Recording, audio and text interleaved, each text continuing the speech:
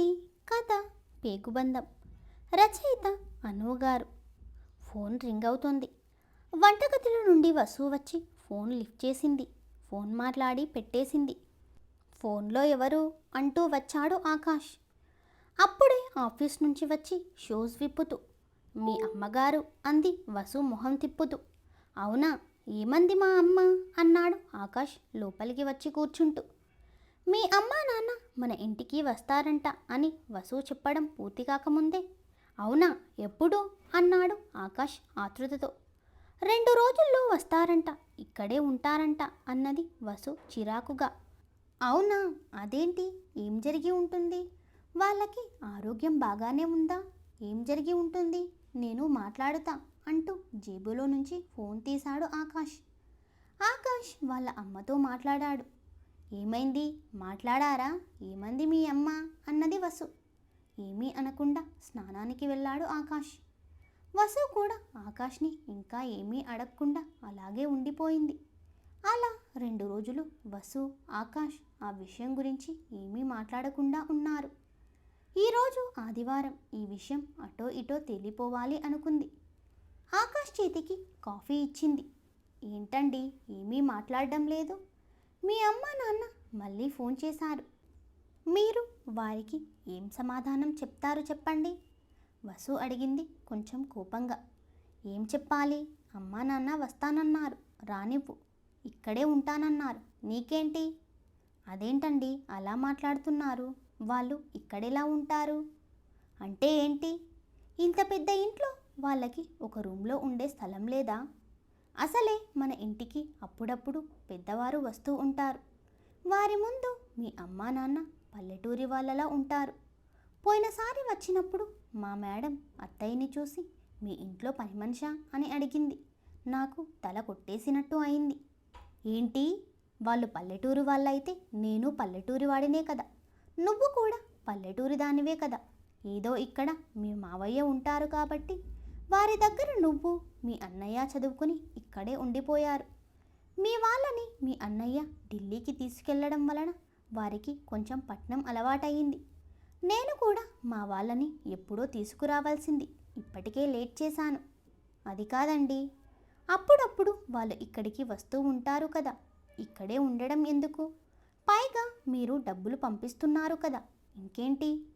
వాళ్ళు నా తల్లిదండ్రులు, వాళ్ళని చూసుకునే బాధ్యత నాపైనే ఉంది. లేదు, ఇక్కడ వద్దు. వాళ్ళని ఏదైనా ఓల్డేజ్ హోమ్లో ఉంచండి, ఇక్కడ మాత్రం వద్దు. కొడుకుని నేను ఉండగా వాళ్ళు ఓల్డేజ్ హోమ్లో ఉండే కర్మ వాళ్ళకేంటి?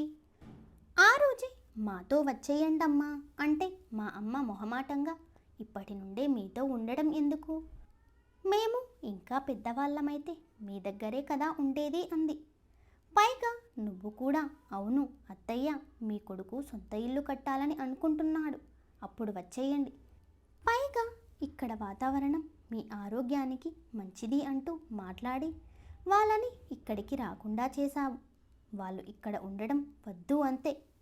నువ్వు అవునన్నా కాదన్నా మా అమ్మా నాన్న ఇక్కడికి వస్తున్నారు అంతే. నాకు ఓల్డేజ్ హోమ్ అంటూ ఉచిత సలహాలు ఇవ్వకు. అమ్మా నాన్న ఇక్కడికి వస్తున్నారు అంతే. పిల్లలు విన్నారు. హే, నానమ్మ తాతయ్య వస్తున్నారా? అయితే మాకు తాతయ్య రోజూ కథలు చెప్తారు, నానమ్మ స్నానం చేపిస్తుంది, అన్నం తినబెడుతుంది. ఎంచక్క రోజు నానమ్మ తాతయ్య దగ్గరే పడుకోవచ్చు. త్వరగా రమ్మనండి డాడీ అని పిల్లలు సంబరపడుతున్నారు. పిల్లల మాటలు విన్న వసుకి ఇంకా ఎక్కువ కోపం వచ్చింది. చాలా పండి, వాళ్ళ దగ్గరైతే మీ ఆటలు సాగుతాయని అనుకుంటున్నారా అని కోపంగా అంది వసు. చొక్కా వేసుకుని బయటకు వెళ్ళాడు ఆకాష్. ఆ రాత్రి ఆకాష్ వసు ఇద్దరూ మాట్లాడుకోలేదు. మరుసటి రోజు కూడా ఆకాష్ వసుతో ఏమీ అనలేదు, వసు కూడా ఆకాష్తో ఏమీ అనలేదు. వసు వంట చేస్తున్న సమయంలో ఆకాష్ వసు దగ్గరకు వచ్చి, వసు, నేను రామాపురం వెళ్ళి పొలం పనులు చూసుకుని అమ్మా నాన్నను తీసుకురావడానికి వెళ్తున్నా అని అన్నాడు. ఆకాష్తో ఏమీ అనలేదు వసు. ఆకాష్ బయటకు వెళ్ళాడు. వసు వెనకాలే వెళ్ళేలోపే ఆకాష్ వెళ్ళిపోయాడు. వసుకి పట్టరానంత దుఃఖం వచ్చింది. వసు పిల్లలని స్కూల్కి పంపించింది. వసు ఇంట్లో ఒక్కతే ఉంది. తన మనసులోని బాధను ఎవరికి చెప్పుకోవాలో అర్థం కాలేదు. పైగా పిల్లలకి కూడా నానమ్మ తాతయ్య వస్తున్నారని సంతోషంగా ఉన్నారు. అమ్మా నాన్నలతో అయినా మాట్లాడదామనుకుంటే వాళ్ళ దగ్గర ఫోన్ లేదు. ఫోన్ మీ దగ్గర ఉండనివ్వండి అని చెప్తే ఆ ఫోన్ ఎలా ఉపయోగించాలో తెలియదని అంటారు. మరి ఇప్పుడు ఏం చేయాలి అని ఆలోచిస్తూ వాళ్ళ అన్నయ్య కిషోర్ గుర్తుకు వచ్చాడు. వెంటనే వసు కిషోర్కి ఫోన్ చేసింది. కిషోర్ ఫోన్ లిఫ్ట్ చేయడం లేదు. వసు మరొకసారి ఫోన్ చేసింది. ఈసారి కిషోర్ ఫోన్ లిఫ్ట్ చేశాడు. ఆలోపే బిజీగా ఉన్నానని మళ్ళీ ఫోన్ చేస్తానని చెప్పాడు. వసు చాలా బాధపడింది. తన బాధను ఎవరితో చెప్పుకోవాలో అర్థం కాక తనలో తానే బాధపడింది.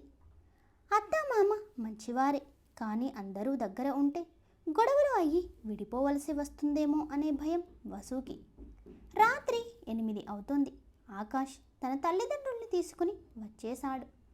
పిల్లలు ఇద్దరూ తాతయ్య నానమ్మ అంటూ బయటకు వచ్చి వారిని వాటేసుకున్నారు. వసు బయటకు వచ్చి, అత్తయ్య మావయ్య బాగున్నారా, రండి, ఆ బ్యాగ్ ఇలా ఇవ్వండి అంటూ వసు అత్తామామని ఇంట్లోకి తీసుకెళ్ళింది. వాళ్ళ గది చూపించి లోపలికి వెళ్ళి గీజర్ ఆన్ చేసింది.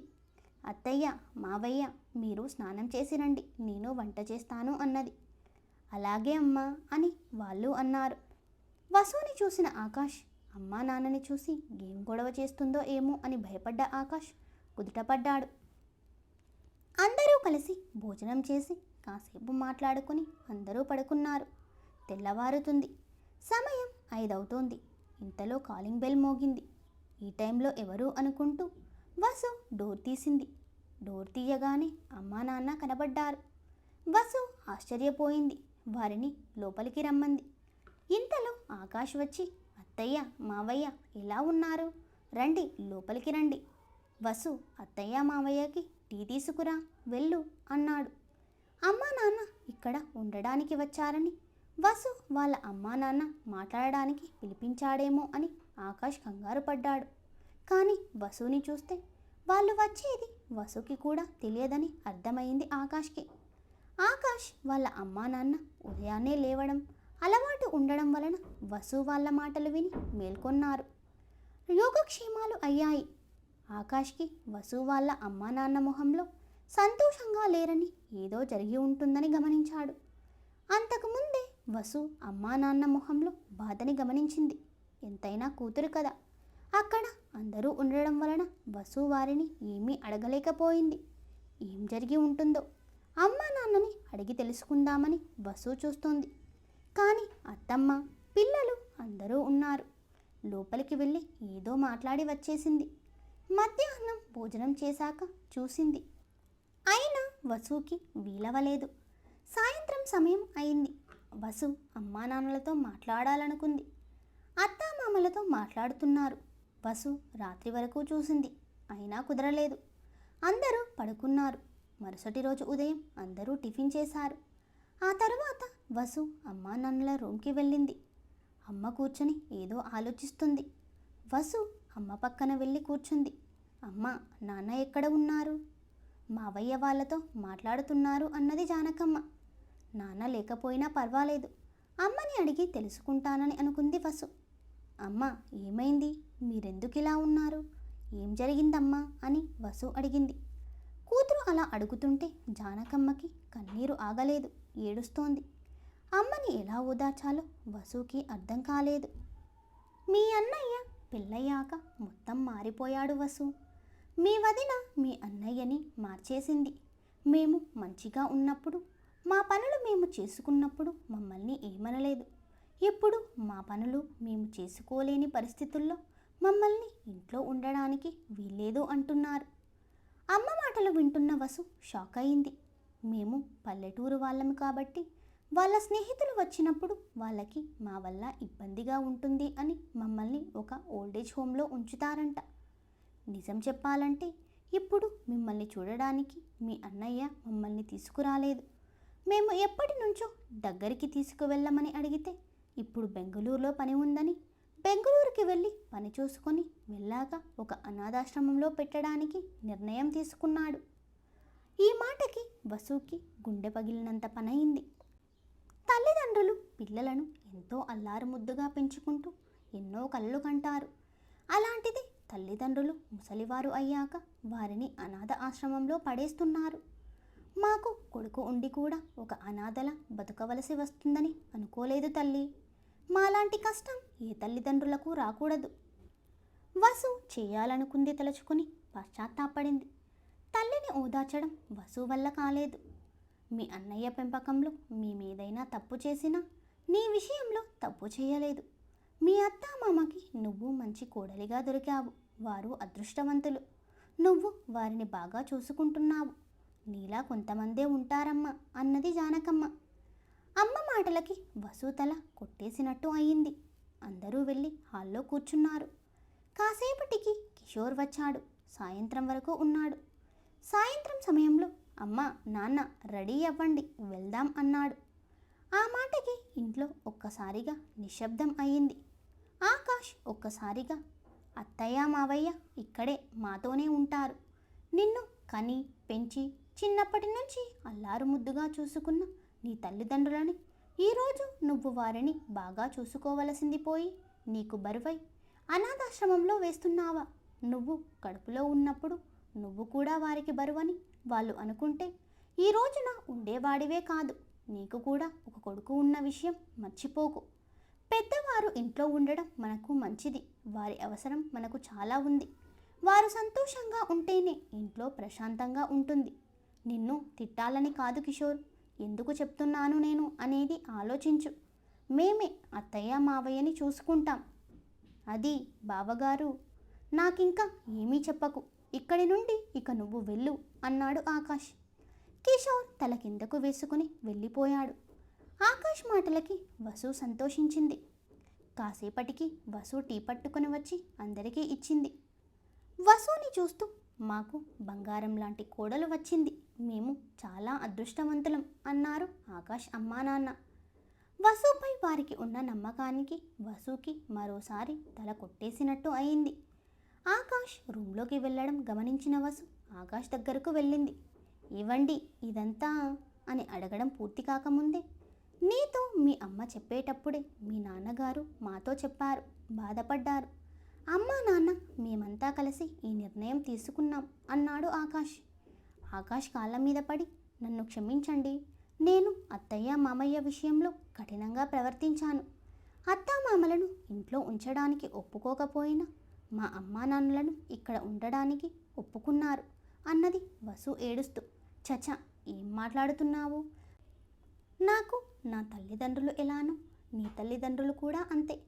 వారిని మనమే చూసుకుందాం అన్నాడు ఆకాష్ వసు భుజాలు పట్టుకుని పైకి లేవడుతూ. అయినా ఏదో ఆలోచనలో నువ్వు అలా అన్నావే తప్ప నువ్వు మా అమ్మా నాన్నని బయటకు పంపించే అంత మూర్ఖురాలువి కాదు. చాలా మంచిదానివి వసు అన్నాడు ఆకాష్ వసు కన్నీటిని తుడుస్తూ. ఆకాష్ తనపై పెట్టుకున్న నమ్మకానికి వసు పశ్చాత్తాపడింది. వసు బయటకు వెళ్ళి అత్తామామ కాళ్ళకి దండం పెట్టుకుంది. అది గమనించిన ఆకాష్ ఒక చిరునవ్వు నవ్వుకున్నాడు.